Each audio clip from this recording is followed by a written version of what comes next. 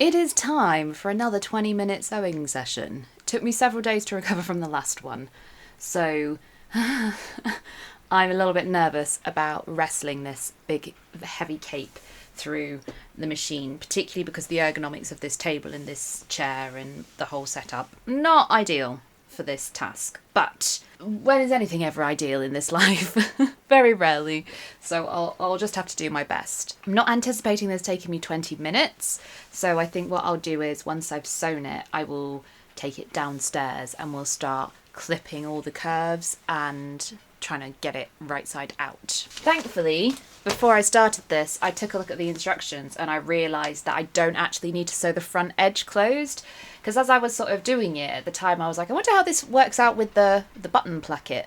It doesn't. That's how, because I did it wrong. So I don't need to sew the front shut. Literally just the hem. So that makes things a little bit easier. But this is the final step, and then we're on to the last section of the instructions, which is titled Finishing School, which is buttons and buttonholes and things like the belt.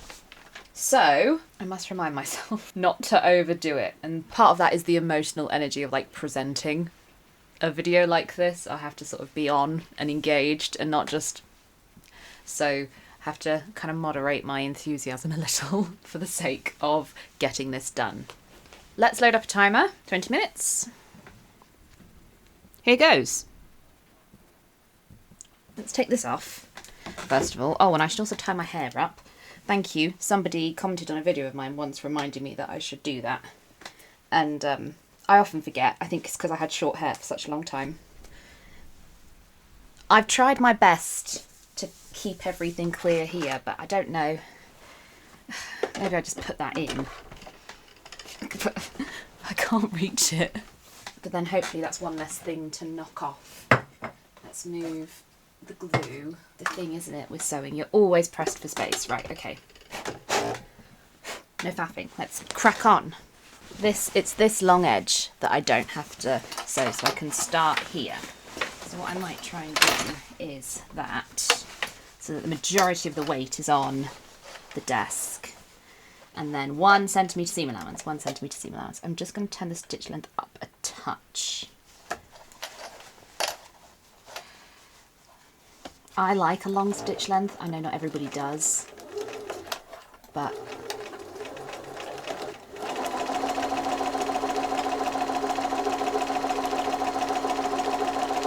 for me, there's just something about it being closer to a 3 than a 2.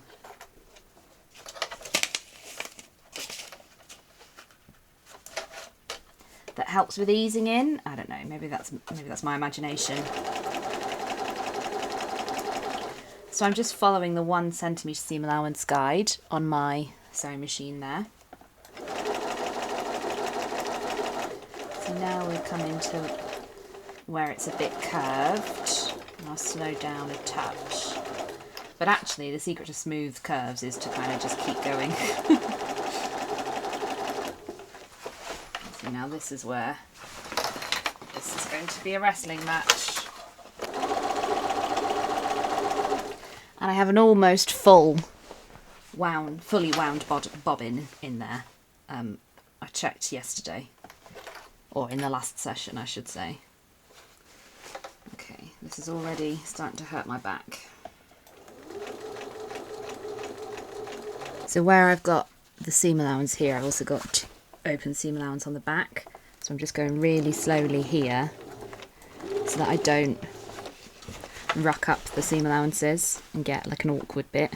And you can see just about there probably this section of the facing's longer than that section of the facing, so I'm gonna cheat that basically. Carry on straight and then gently ease it in until I'm back on the 1 centimetre mark, like that. If I have to trim it, I have to trim it. It's not the end of the world. This is one of those seams where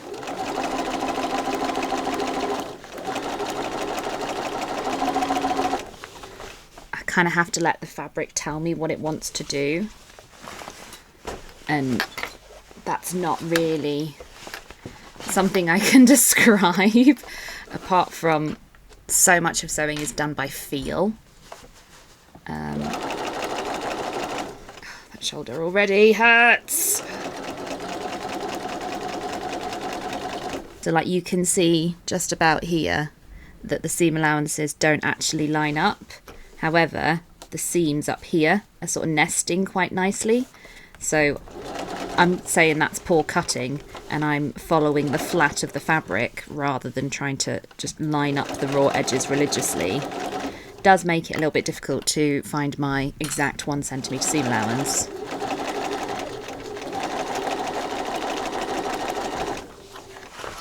But I'm not that bothered about that, if I'm honest.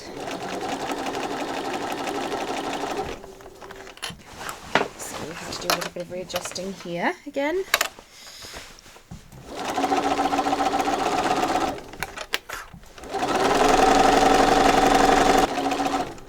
Shoulders down, shoulders down. Engage that core. It's like a bloody Pilates workout.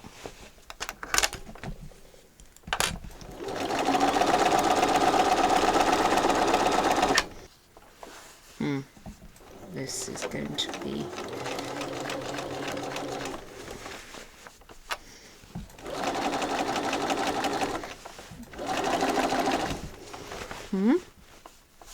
it'll do.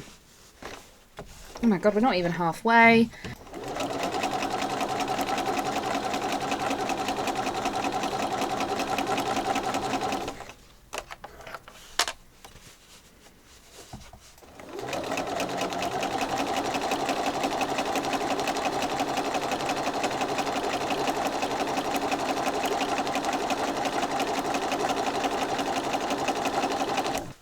I'm trying to come up with new angles for you to watch this process from, but there's just not room. There's not room for you and to not get knocked by the enormity of the cape unless you're here. So, sorry about that.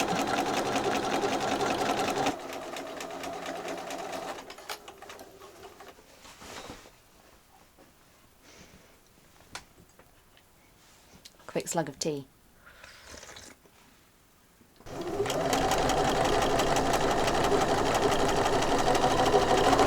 This is the bit that needs a lot of easing. I was going to call it the easy bit, but it's not easy. It needs concentration.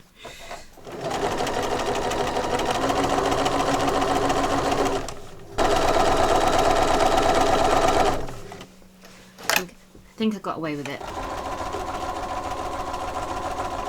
Oh my god, we're nearly there.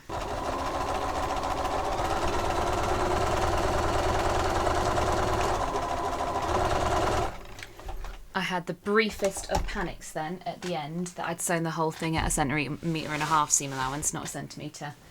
Oh, I hadn't. It's 1 centimetre, but like I just sort of glanced at the plate and was like, that's the wrong line. But no, it was fine. It was fine. Me being like, oh yeah, I'll go downstairs and clip it. I've only got 3 minutes left. That took 17 minutes. Admittedly, I had to do a little bit of faffing around with the camera, but still would have been at least 15 minutes of sewing time. So just going to double check I haven't caught anything, trapped anything, you know, sewn anything I wasn't supposed to. I mean, it's looking pretty good. I don't know if you can see, like here, it's not perfectly even around that bend. Don't think I care. Oh, I've got to trim those threads. Where are my little gold snips? Just have to be very careful with the fabric scissors. So I'll take these clips off, seeing as I don't need them. Oh, actually, what I wanted to do was these lining layers. I want to stay stitch them. So my 2 minutes or so I've got left, I think I'll do that. Let's get the machine back.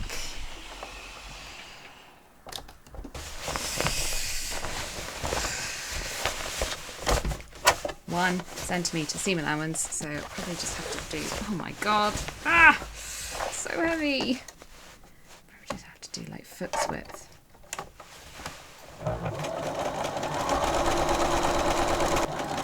Shouldn't have put the camera there because it would be a lot easier if I could do that.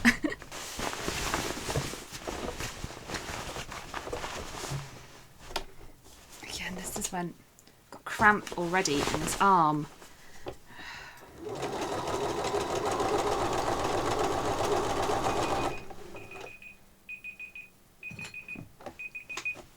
I'm going to finish this and the other side and we'll call this session done. A couple of people said to me that I should buy like a physical timer and have it on the desk. And yeah, that would be cute. Apart from, I'd just knock it off and I'd lose it. So I'm happy just using my phone. Would it be better, more aesthetic for the videos if I had like an actual timer that I set and you could watch the countdown on or whatever? Probably, but firstly, I don't really need more stuff, and I would lose that so quickly. I would spend half the 20 minutes looking for the bloody timer. There we go. And done.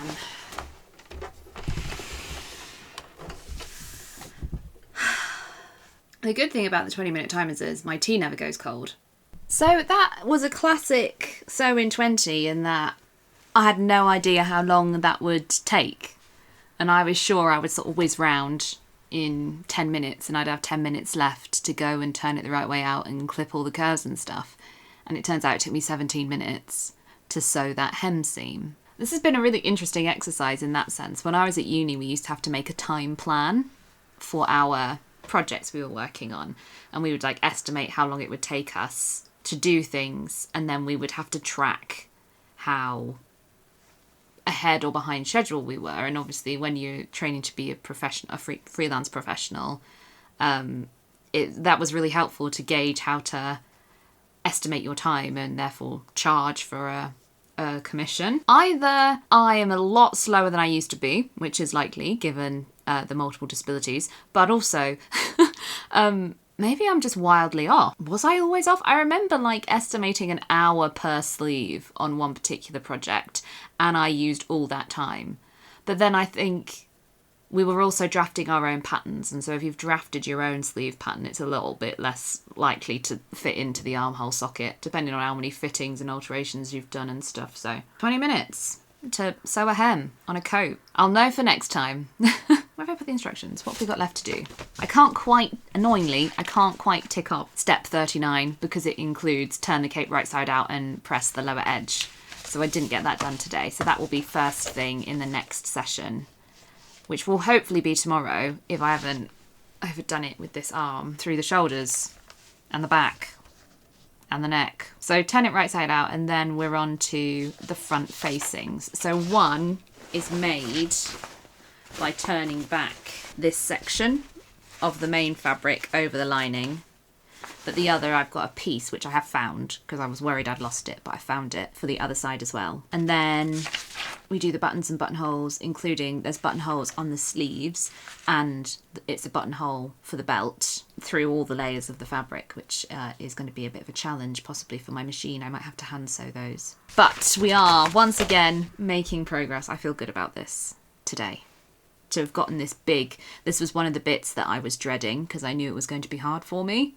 And it was hard for me. I was right. I was justified in my reluctance to do it. But it's done now. And that feels good. So thanks for watching and I'll see you next time.